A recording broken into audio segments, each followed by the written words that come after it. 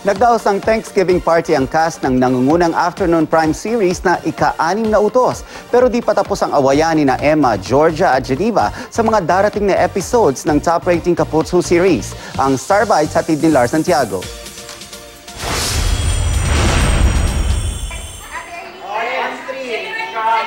Dama ang saya ng lahat ng bumubuo ng ika-6 na utos sa ginanap na Thanksgiving party para sa patuloy na tagumpay ng Afternoon Prime Series. Dumalo sa misa sina Sunshine Dizon, Gabby Concepcion, Raisa Senon, Angelica de la Cruz at iba pang cast at crew.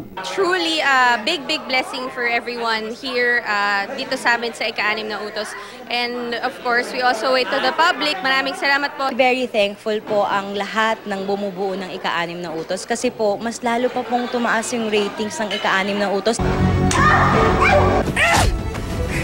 At tutok lang sa mas maiinit pang mga tagpo matapos ang iba't ibang sagupaan na nagba-viral.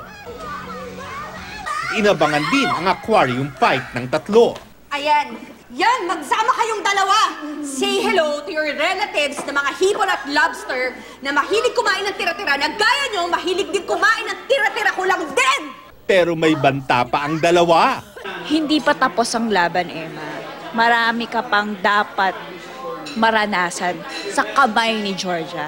Wait ka lang, there's more to come. Meron ding tayong sariling mga backer. Malakas din ang tatay ko, si Pen Medina. So abangan po nila yan. Lars Santiago, GMA News.